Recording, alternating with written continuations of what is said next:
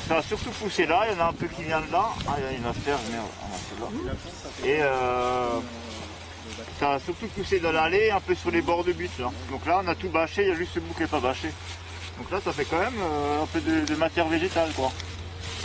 Du couvert. Et sachant qu'il y a encore les racines là en dessous quoi. Et les racines, bah, pareil, elles vont percer le sol. Il y a plein de bactéries, tout ça qui vont se nourrir des racines, etc. Ça fait un grand travail du sol. Là c'est un abricotier. Voilà. L'année dernière il n'était pas de fleurs mais ça avait gelé en avril. Cette année il n'a pas fait de fleurs et je pense que l'année prochaine il va y avoir de l'abricot dessus. Il n'y a pas de gelée. Donc là c'est une autre série de courgettes là. C'est la grosse série de courgettes quoi. Parce que là-bas c'est celle-là on a planté plus tard pour avoir, quand celle-là baisse la production, ben là-bas elle donne la suite. Okay. Donc celle-là je les ai faites sous bâche ici. Parce qu'ici j'ai une grosse zone de rumex en bas là. Et alors je me suis dit je vais bâcher, puis je sais que les courgettes aiment bien les bâches, alors j'ai fait une série bâchée complètement. C'est quoi le rumex? Rumex c'est une plante, on n'en a pas là, c'est une grosse plante. Tu as montré en haut hein. Ouais, il y en aura, on en verra, t'inquiète pas, il y en a à droite à gauche. C'est une plante qui peut être assez envahissante, mais qui est là pour décompacter les sols, etc. Ici il y a des problèmes d'humidité, de compactage en bas là. C'est une zone humide et puis comme j'étais en tracteur à une époque, j'ai fait du tassement avec mon tracteur. Tu vois. Donc là les plantes sont en train de récupérer un peu tout ça. Et c'est ça, c'est là mes outils en fait, c'est les plantes. Okay. Au lieu de savoir si je mets une charrue, une fraise, machin, ben c'est quelle plante, quelle action. Alors la nature, la terre me met en place des plantes pour répondre à mes problèmes. Et mais en même temps, il faut aussi que je gère pour que ça tourne économiquement, un minimum. Le rumex, sinon faut que j'aille bosser à côté. Le rumex, tu plantes pas ça? Non, je le plante pas, non, il vient tout seul. Et tes légumes, tu les vends où? Comment? Tu vends où tes légumes? Bah au moulin là-bas, ou à côté de là où vous mangez, là où je prépare les paniers. D'ailleurs il y a une vente ce soir là à 17h30. Les gens vont venir chercher les paniers. En AMAP quoi donc. Oui, vous étiez là au début, je vends en AMAP, donc c'est l'association de maintien à l'agriculture paysanne, c'est des paniers hebdomadaires. Qui vont être constitués du partage de la récolte entre les adhérents de l'association. Mais c'est uniquement ta production suffit à... Oui, en légumes, oui. Ah oui. Ouais, c'est uniquement les produits du jardin. Et alors c'est dans l'objectif de soutenir le projet du jardin, et notamment ici d'arriver à développer une agriculture sans travail du sol, avec tous les avantages. Voilà que ça génère. Et sur le point de vue écologique. Hein. Tu fais combien de paniers? Je fais, là je dois avoir 55-60 paniers. Et c'est combien de paniers? Alors j'ai 4 tailles de paniers, donc j'ai 55-60 paniers à 10 €, donc 2 personnes. En moyenne sur l'année, si tu prends, c'est 10 € toutes les semaines. Et donc c'est des paniers 1, 2, 3, 4 personnes, et c'est 5, 10, 15, 20 €. Voilà, selon le nombre de personnes. Et tu as une souplesse pour leurs vacances? Et pour aller en vacances, les gens voient leurs voisins ou quelqu'un à la place, ou si vraiment, exceptionnellement, je peux leur décaler un panier. Mais dans une certaine limite, parce qu'après, c'est un moment, c'est plus trop gérable. Et voilà. Et après, sinon, je fais des abonnements trimestriels aussi. Mais alors, c'est plus cher. En été, comme c'est plus fourni, ça va être le 10 €, c'est 16 €. Par contre, en hiver, comme c'est moins fourni, le 10 € c'est 4 €.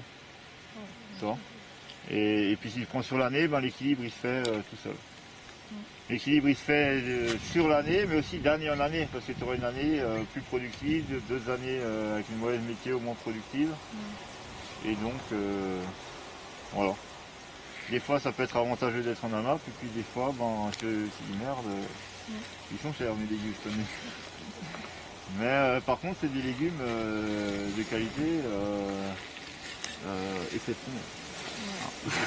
Non, surtout ici, on est en train de voir, on travaille justement pour essayer de travailler sur les valeurs nutritionnelles, etc.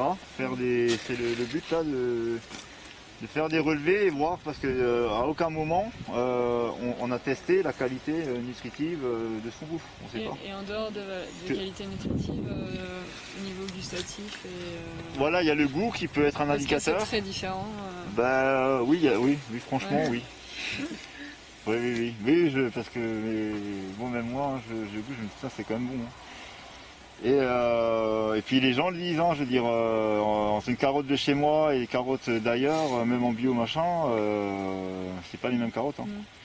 Même des navets, hein, on m'a dit, hein, sur les navets, sur les tomates. Ouais, non, alors après, est-ce que le goût est lié à la valeur nutritive? Certainement, mais bon, on peut pas dire que c'est prouvé ou quoi que ce soit, quoi. Donc après, c'est de faire voilà, il faudra arriver à mesurer tout ça pour savoir un peu de quoi on parle.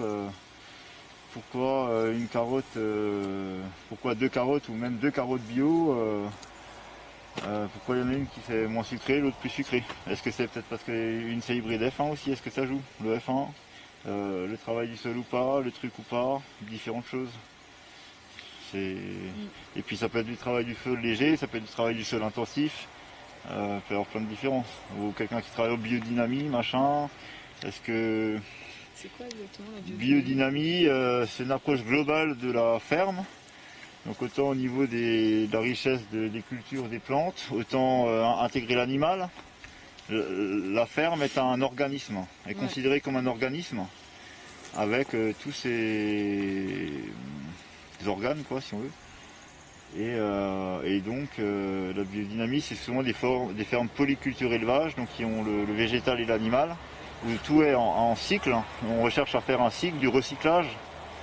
Et ensuite, parallèlement, on a des préparations homéopathiques pour la régulation des maladies, des nuisibles, etc. et pour la fertilité du sol. Et il y a les énergies cosmiques qui sont prises en compte. Donc quand la Lune va être devant telle constellation, après ça peut être barré. Hein, voilà. C'est mieux de planter des légumes fruits parce qu'on est en élément feu, c'est la chaleur.